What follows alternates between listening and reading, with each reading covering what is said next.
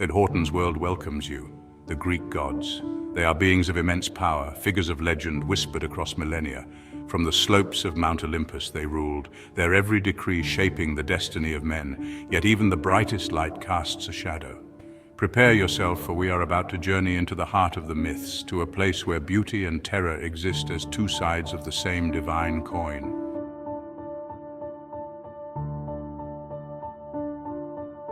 The tales of the Greek gods have captivated humanity for ages. We find in their struggles, their loves, and their betrayals a reflection of our own lives. But these myths are not mere morality plays. They hold within them a rawness, a primal energy that speaks to something deeper within the human spirit. Join us as we peel back the layers of myth and legend to reveal the raw, untamed heart of the Greek pantheon. For within their darkness, we may just find truths that illuminate our own. If you enjoy this video so far, please like and subscribe. It really helps the channel grow, and don't forget to hit the notifications, and thank you. And now back to the video.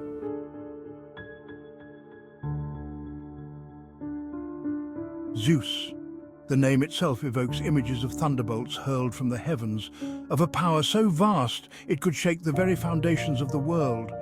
But such power, as the myths often remind us, comes at a price. The burden of maintaining order, of dispensing justice, weighed heavily on the king of the gods. Perhaps it was this loneliness, this yearning for connection, that fueled Zeus's notorious infidelities. The tapestry of Greek myth is woven through with the threads of Zeus's legacy, a tangled knot of love and betrayal, heroism and tragedy.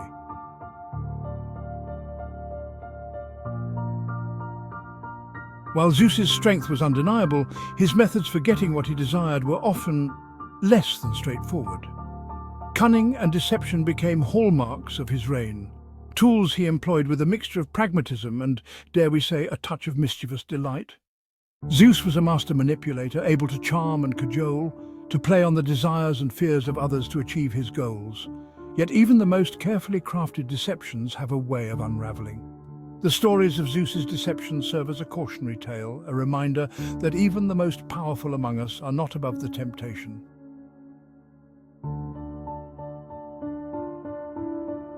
Zeus's reign was marked by both triumph and turmoil. He overthrew his tyrannical father, Cronus, ushering in a new era for the gods. He established order amidst chaos, securing his position as the undisputed ruler of Olympus. Yet his actions, even those undertaken with the best of intentions, often had unforeseen and far-reaching consequences. One can argue that this very discord, this constant push and pull between order and chaos, was an inherent part of Zeus's design for the world. Zeus's legacy is a reminder that power, even when wielded with the best of intentions, is a double-edged sword.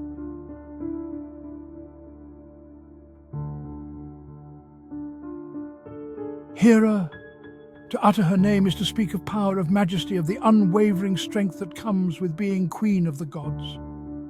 Yet beneath this regal exterior, a storm raged within Hera's heart, a storm fueled by the one thing even her divine power could not control: her husband's relentless infidelity. Hera's jealousy, far from being a weakness, became a weapon. Zeus may have held the power of thunder and lightning, but Hera commanded something far more potent: the unyielding fury of a woman's scorn. Zeus's conquests were rarely discreet affairs. He seemed to revel in the act of transgression, in flaunting his conquests before Hera's very eyes. For Hera's wrath was not merely directed at Zeus's lovers. She understood that true revenge lay in striking at the heart of his pride, his offspring. Heracles, perhaps the most famous of Zeus's demigod children, endured a lifetime of trials and tribulations, orchestrated by Hera's relentless pursuit. Her actions, however extreme, served as a stark warning to gods and mortals alike: betray the queen of the gods and face the full force of her unyielding wrath.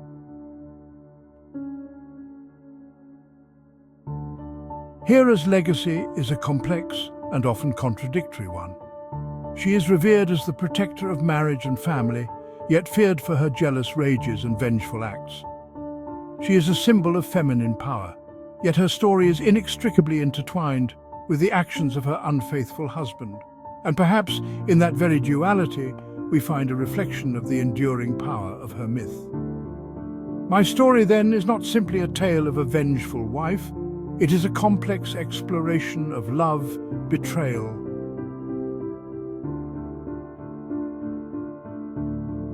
The realm of the sea, vast, mysterious, and utterly unforgiving. It is here, in the crushing depths and upon the wind-whipped waves, that I reign supreme. Not with the calculated thunderbolts of Zeus, but with a raw, primal power that mirrors the ocean itself. I am a god of instinct, of untamed emotion, as quick to anger as I am to laughter. To cross me is to invite the full fury of the sea upon you, to be at the mercy of a force that can both nurture and obliterate in the blink of an eye. Such is the nature of my wrath, swift, absolute, and utterly, sir. My anger is not merely a force of nature, it is a force of personality. My rage is visceral, almost elemental. To slight me is to challenge the very order of the natural world. With a strike of my trident, I can split mountains and unleash earthquakes. These displays of power remind mortals of their place, yet within me resides a capacity for great generosity. I can grant safe passage and bless fishermen with bountiful catches. For I, like the ocean I rule, am a force of nature, beautiful and terrifying. Perhaps more than any other Olympian, I embodied the duality of the natural world. I was both creator and destroyer, capable of immense love and terrifying wrath. I could be as fickle as the tides, my moods shifting as swiftly as the winds. And yet, within this seeming contradiction, there was a strange sort of balance, a reflection of the delicate equilibrium that governs all of creation. I was a god of passion, driven by instinct and emotion. Unlike the calculated machinations of Zeus or the cold, vengeful fury of Hera, my actions, even at their most destructive, stemmed from a place of raw, unfiltered feeling. I was a creature of instinct, a force of nature given human form, and my stories serve as a powerful reminder that even the gods were not immune to the chaotic currents that flowed through the universe. My rivalry with Athena, goddess of wisdom and strategic warfare, further illustrates this duality. Where Athena represented order, logic, and carefully crafted plans, I embodied the unpredictable, the untamed forces that defied human control. Our clashes, though often destructive, were also necessary, a constant reminder that progress often arises from the friction between opposing forces. In the end, to understand me is to understand the sea itself, to respect its power, to marvel at its beauty, and to accept that its depths hold mysteries we may never fully comprehend. I'm a god of contradictions, a force of nature personified, and my stories continue to resonate with you because they speak to all of us. The world in those days was a tapestry woven with the vibrant threads of spring. I, Demeter, goddess of the harvest, ensured that the land overflowed with bounty. My daughter Persephone was a source of constant joy. As Persephone gathered flowers, a tremor ran through the earth. A chasm opened in the meadow, swallowing the sunlight. From this abyss emerged Hades, king of the underworld. Before she could utter a sound, Hades seized her. The chasm closed, leaving behind an unsettling silence. News of Persephone's disappearance spread like wildfire, carried on the wind to the farthest corners of the earth. My heart, heavy with dread, searched tirelessly for my daughter. I scoured forests and mountains, rivers and valleys, my pleas for Persephone's return echoing unanswered. The once bountiful land began to wither and decay. Winter, cruel and unrelenting, descended upon the world, and mortals, their prayers for relief unanswered, the gods witnessing the devastation wrought by my grief. And so the world remained locked in winter's icy grip, a bleak testament to the power of a mother's love.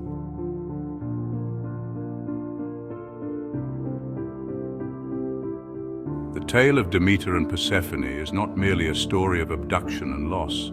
It is a profound exploration of the cyclical nature of life, death and rebirth, a reminder that even in the darkest of times, hope can emerge from the most unexpected of places.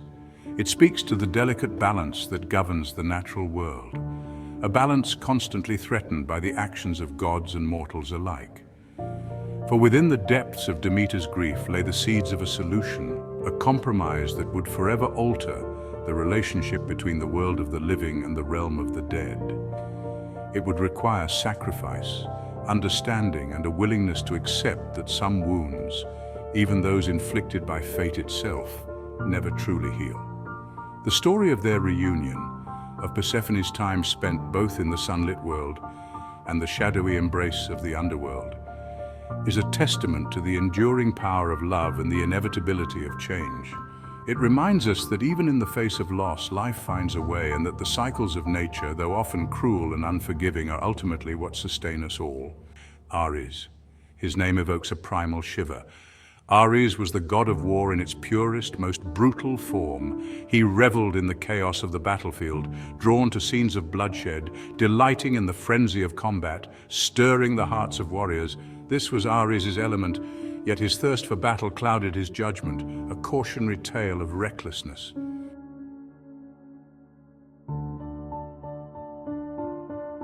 Dionysus, where ecstasy meets madness. In stark contrast to Ares' bloodlust stood Dionysus, god of wine, theatre, and ecstasy. His realm was one of sensual indulgence, of music and dance, of the intoxicating freedom that came with shedding one's inhibitions and embracing the primal rhythms of life. He represented the intoxicating power of release, the blurring of boundaries between the self and the other, the divine and the bestial. Dionysus's followers, known as Maenads, were renowned for their ecstatic rituals, their frenzied dances that often culminated in acts of wild abandon and at times unsettling violence. They roamed the wilderness, clad in animal skins, their hair adorned with ivy and serpents, their eyes blazing with a fervor that both captivated and terrified those who crossed their path. But Dionysus's gifts, like the wine that flowed freely at his festivals, were not without their dangers. To overindulge in his pleasures, to surrender entirely to the intoxicating allure of ecstasy, was to risk losing oneself entirely. For within the heart of his most joyous celebrations lurked a primal chaos, a reminder that the line between liberation and madness was often perilously thin. Imagine, if you will, the intoxicating rhythm of drums beating deep within your chest, the sensation of your body moving to a primal, irresistible force, the boundaries of your identity dissolving as you surrender to the collective energy of the crowd. This was the power Dionysus offered, a taste of divine ecstasy that could both heal and destroy, depending on the individual and their ability to navigate the treacherous trail. Two sides of a deadly coin, Ares, the embodiment of war, Dionysus, the god of pleasure. Both unleash primal forces, blurring ecstasy and destruction. Their realms strip away civilization, revealing raw human nature. Acts heroic and horrific, driven by primal forces, a potent reminder of our capacity for darkness and beauty, the echoes of ourselves. The Greek gods, for all their divine power, were far from perfect beings. They were driven by passions as fierce and flawed as any mortal. Within their imperfections, we discover a profound truth. They were reflections of ourselves. The gods' jealousies and struggles resonate with the deepest yearnings of the human heart. We see in Zeus our own yearning for control, in Hera the sting of betrayal, in Poseidon the volatile nature of our emotions. Their stories are timeless reflections of the human condition. And ask yourself, do you believe? Do you dare to explore the unknown, to confront the shadows that lurk in the dark corners of our world? We may stumble upon truths more unsettling than the shadows themselves. Thank you for joining us on this incredible journey through the history of the Greek gods. If you enjoyed this video, please give it a thumbs up and consider subscribing to Horton's World for more explorations into the world's most fascinating myths and legends. And don't forget to hit the notification bell so you never miss an episode. We'd love to hear your thoughts in the comments below. What other mythical creatures or legends would you like us to explore next? Share your ideas and let's keep the flame burning bright. And as always, stay curious,